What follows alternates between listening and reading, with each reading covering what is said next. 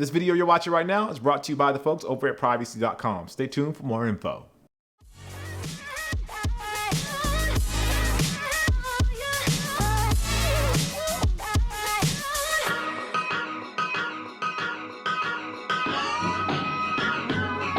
All right, two things. First, I know you guys are thinking, one, why is Jacques rocking with a white on white sneaker, especially as much as I say I'm not a fan of white on white sneakers? And two, it's a Nike Air Force One.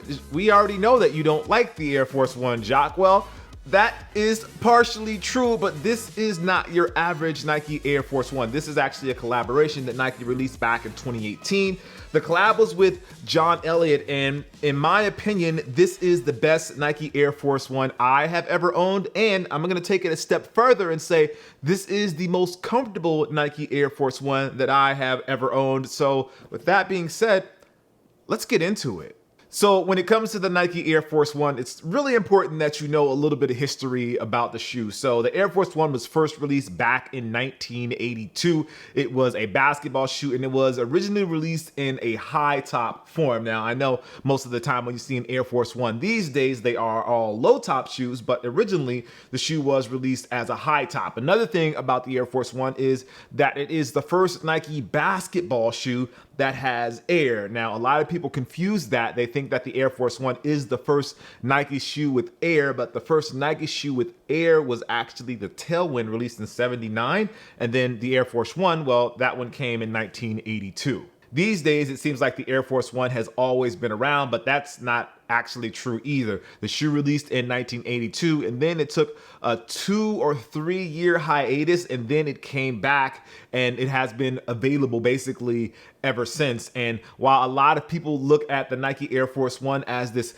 classic shoe, it is technically Nike's first retro sneaker. So for all you Jordan heads out there that love Jordan retros, the first retro that Nike ever did was actually this shoe, the Nike Air Force One, and it has been on shelves ever since in one of its forms, whether it's the low top, which is really the most popular version of the shoe, especially these days. There's a mid top version, and then there's a high top version as well that a couple NBA players actually played in. The look and feel of the Air Force One hasn't really changed a lot over the years. There's been a lot of material changes and a lot of different colorways. There also have been some slightly modified versions of the Air Force One, but none of those really got any steam or really took off. The only one that really has stood the test of time is this version of the Air Force One, again, which is the low, which is basically called Uptowns if you're in New York, but in LA we just call them Air Force Ones, or if you're Nelly, you call them Air Force Ones as well. The one thing about this shoe that I think every sneakerhead should respect is that it is a classic. It's managed to get into that area of the world where everyone recognizes it, and it's a shoe that you can almost wear with anything. It's one of those shoes like the Converse Chuck Taylor, the Air Jordan 1, the Adidas Shell Toe, or the Adidas Stan Smith, and I feel like the Nike Air Force One fits right into that sort of pantheon of the Mount Rushmore of classic sneakers. Yeah, again, only in the low top form, not the mid or the high. Those just don't get this sort of attention that the classic Air Force One gets. So as a sneakerhead, or people that are into the sneaker culture, we're generally used to going into a store to kind of buy the kicks and do the transactions that we want. As you all know, in the last 5 to 10 years, a lot of that has transitioned to happening online, which means that a lot of your personal information is getting out there, including your credit card information. And that's where a company like privacy.com comes into play. It's super easy to sign up, and basically what they do is they allow you to sign up for virtual credit card numbers that are attached to your credit card, and with those virtual numbers you give them to individual retailers so that they only have that virtual number and not your actual credit card number. The benefit to this is that if one of the resellers or retailer sites that you use, if they have some sort of data breach, you only have to cancel that virtual number and you don't actually have to cancel your own credit card number. I think it's a smart idea, and if I didn't, I wouldn't tell you guys about it. But if you want to find out more, head over to privacy.com/Jacques, which is JACQUES. Again, it's privacy.com, and if you head over to my link right now that's down in the description, they'll give you $5 off. So again, privacy.com/Jacques. Now, the reason why I feel like this version of the Air Force One is so different than the other Air Force One really boils down to the details. Most of you guys are familiar with John Elliot. He has a clothing line and he also has done a shoe with LeBron. But the reason I like this one so much is because of the fine details and the way that he actually layered the shoe and the material choices that he made for this shoe. The goal with this sneaker was to redefine the white on white Air Force One, but that's a really hard thing to do. It's a classic sneaker. You've seen it in white tons and tons and tons of times, but John Elliot was able to do something with this sneaker that almost allowed you to layer this sneaker and, in his mind, basically color it with shadows through that layering. If you look at the toe box of the shoe, you'll see that there's a double layer of leather there at the toe box. If you look at the side panels, you'll see that he layered the side panels as well, which allows for a little more depth to the shoe. That's something that you don't see a lot of with monotone color shoes. You don't really get to capture a lot of depth with the design because they're all monotone color. But because of the layering of the different textures of leather, John was able to create a depth to the shoe that really allowed you to see the Air Force One, in my mind, in a completely different way. And then it comes down to the materials that they use. Generally, the Air Force One uses what I would call just basic leather, but you can tell that with this pair, they upgraded the quality of the leather. It's nice, it's soft or supple, as some people say, which provides a different experience when you're wearing the shoe versus the harder leather that you sometimes get on the Air Force One. From the toe box to the heel, you see that they use a smooth leather, which looks great against the monotone stitching that they use on the shoe.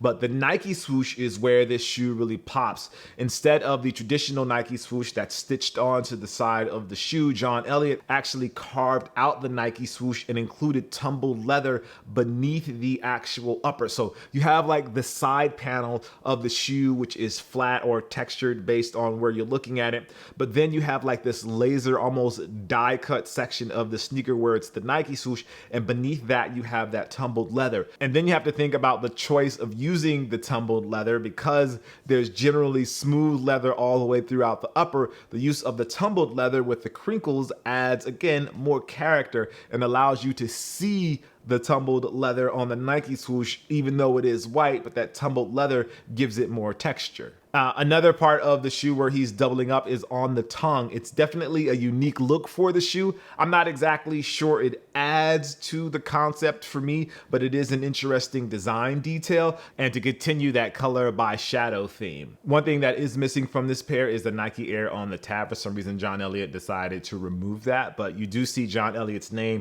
on the reverse of the tongue, but then you have Nike Air on the double tongue. So you have Nike Air on the double tongues, but then you have John Elliot on the back side of the tongue to kind of denote the collaboration. Now, all of that is great and that's fine. He did a different design with the Air Force One. That's great, but it's really the comfort of these that I don't think people really knew about. I feel like a lot of people saw this shoe, but didn't really know what was actually going on inside the shoe, which I think is the technical aspect of the shoe that takes the comfort up a few notches. So if you take the insole out of these, you'll see that they are way thicker than any normal Air Force One insole, and that's on purpose. Again, that's to make the shoe more comfortable. Something that he also did was that he articulated the insole as well. The Air Force One is typically known to be a very boxy sneaker, but the addition of this helps break up some of that concept and break up some of that sort of nostalgia around the boxy fit of an Air Force One. And then the final detail actually on the insole is that he actually added lunar and a zoom pad inside of the shoe as well. Again, these aren't things typically shown in the Air Force One, and this is what makes this shoe, in my opinion, the most comfortable Air Force One that I have personally ever worn. They have lunar here, they have a little tiny zoom pad right there, and you feel it right on the bottom of your heel, and it provides a different experience. You have this cushioning, then you have the lunar lawn there, and it just adds a totally different experience in my opinion. So does this make this the most comfortable Nike shoe ever? I'm not gonna go that far, but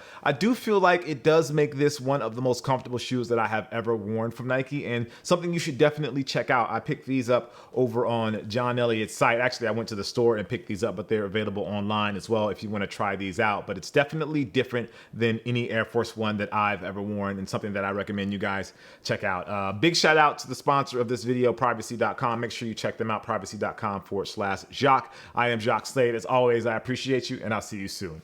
Peace.